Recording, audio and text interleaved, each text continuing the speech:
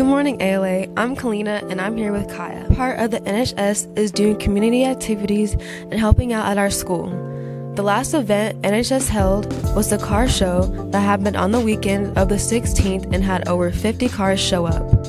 Know more information about NHS and the car events from Miss Wicks and a few of the students that are on the NHS. My name is Mrs. Wicks. My name is Preston Herman. So NHS is a great leadership program, an opportunity for students to become leaders, which ties in with our values here at Ascend Leadership Academy. So in 2022, we actually inducted our first set of members. So it kind of came about because it's a really great organization to have that helps out. It's a really good idea because it brings ALA into this national organization and gives students a chance to join it. So to join NHS, you have to be a sophomore through a senior. You have to have a minimum of a 3.5 GPA. At that point, you get invited in. So you'll get an invitation, then you fill out an application. There's an essay portion, teacher recommendation portion, and then our lovely faculty council will review it and determine if you get in or not. So first you need to be invited to apply, and then once you get accepted into NHS, you have to have a GPA of 3.5 to stay in NHS or even before joining. Definitely. National Honor Society is nationally recognized. Colleges look for that, especially because with National Honor Society, we're doing stuff within our school, but we're also doing stuff out in the community. And so colleges really love that kind of stuff. It was a good idea because I'm able to volunteer more and assist more in the day-to-day activities at the school or even out of the school. For me, it's student leadership.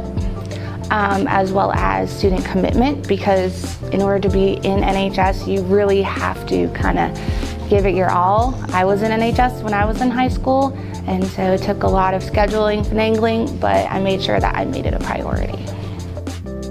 It kind of shows how much I've accomplished so far and kind of paths my way into what I can accomplish in the future. That would help because it requires, organizational skills.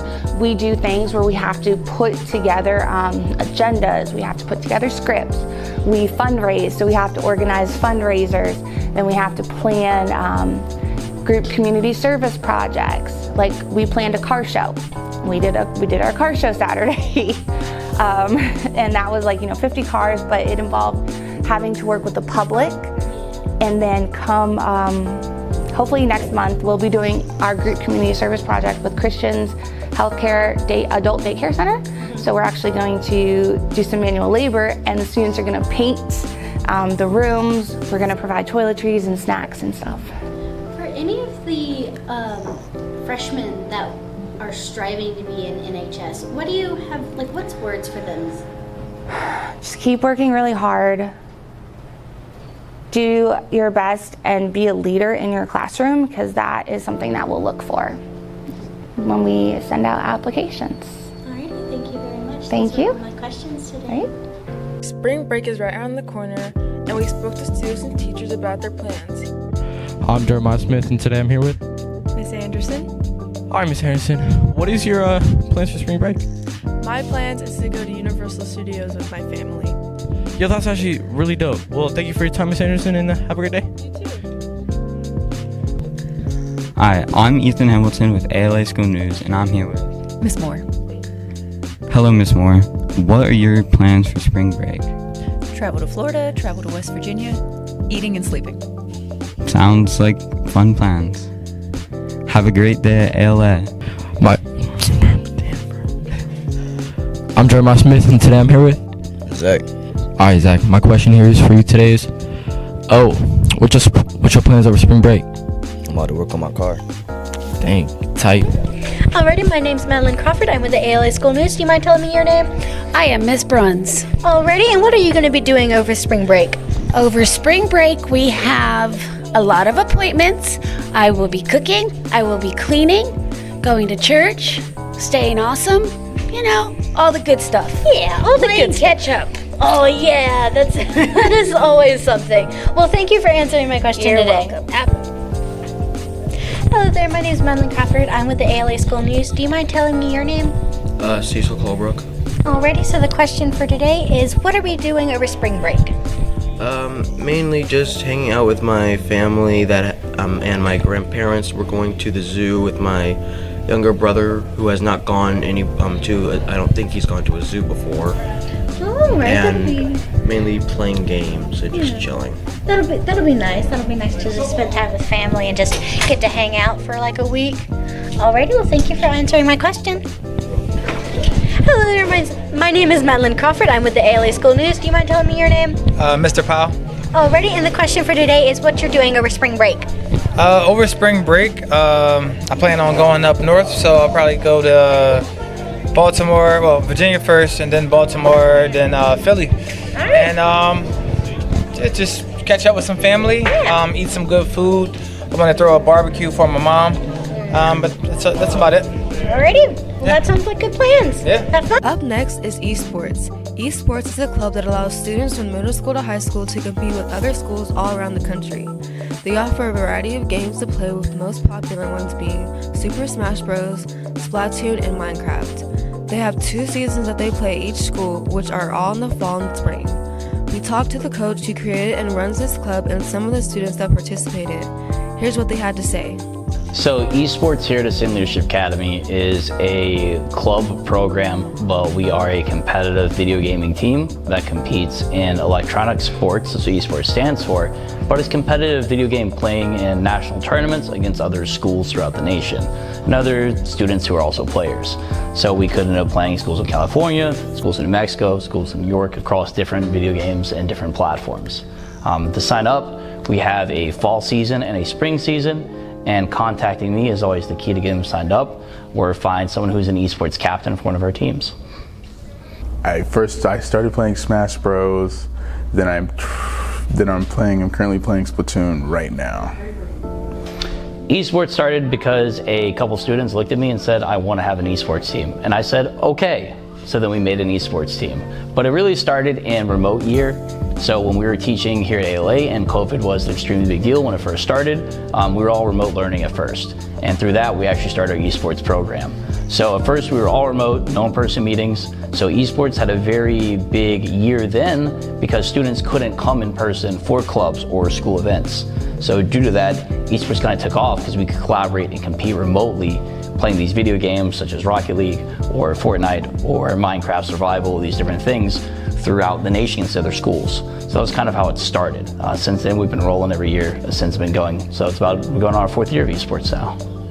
It's great in a sense that I have it's more community with people, and I get to, play with other people and stuff. We get to play games together, and it's fun. It's a fun activity that I enjoy, that other people enjoy as much as I do. Being a part of esports is really cool because when you're a gamer, sometimes you get really isolated in just being a gamer. You sit in your room, you play a video game, sometimes you go down for dinner because you spend all your time in your zone doing your thing. But with esports, the big thing is there's a community and there's a team, and that's kind of the culture we have. And due to that, we show the value of playing video games and competing, which is great. We do a lot remotely still, but it's important to have these in-person meetings so you have a team that you work with, you have a team culture, you compete, and there's that appreciation for the competition and building and working on all those skills that come with it. Something I personally enjoy, and I can meet new people who like the same thing I enjoy, and we can build off that as a team. We offer a lot of games in esports, and sometimes we offer too many.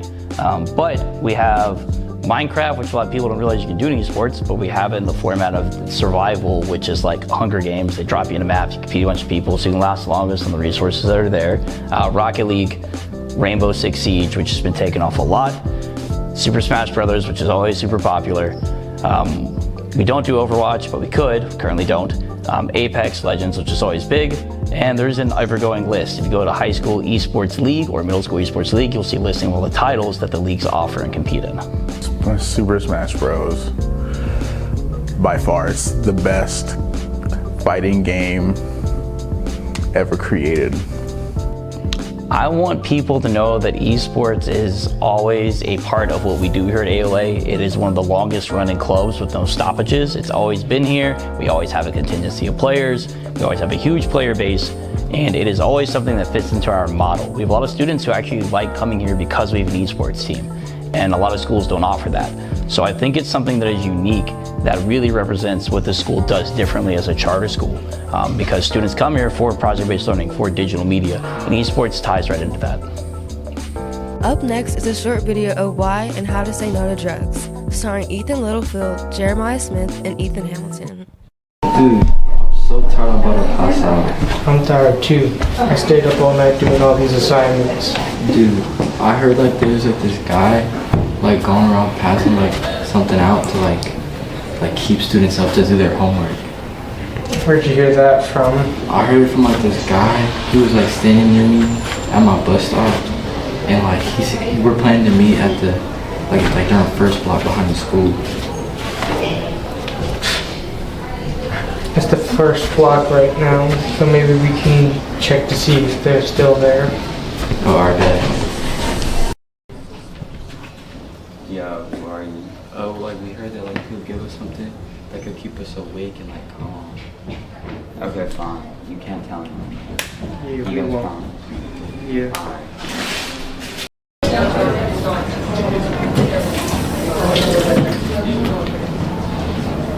Yo, this actually feels like amazing, bro. Yo, people, you want yo. I do not fit. You should have done that. Y'all might go. I feel like And lastly is the men's volleyball team. The school has recently started a new men's volleyball team whose coach is Mr. Carter. Let's hear more from the coach and from some of the team. So men's volleyball was not something I initially planned on doing in the spring, but we had a student, Colton Howe, who had a really large interest in starting this sport and really growing that here at the school, and lucky enough to have a bunch of other guys that were interested, so we've got a season now. So it wasn't necessarily in the plans, but we're doing it now and we're having a lot of fun. I mean, really the basic requirements, no experience necessary. None of our guys have ever played before, but we've made some really awesome strides over the past few weeks. But the basics are a sports physical and a concussion form. that's pretty much it. So currently we have 9. We got 9 players, and we are currently looking to add a few more. So if we got anybody that's interested, email me. So I am the head coach. In terms of like being in charge, I think I'm kind of it. But we are affiliated. So Mr. McKinnis, the athletic director, he does some stuff with us. Mr. Perez, our facility manager, and another administrator who does a lot to help us out. So in terms of being in charge, I think for the team I'm it, but there's a lot of people that are involved and that help make it work. April 8th is our first home match. April 8th, 6 o'clock, against Apex Friendship. This is Kaya Powell and Kalina Powell signing off with the ALA School News. Have a great day, ALA.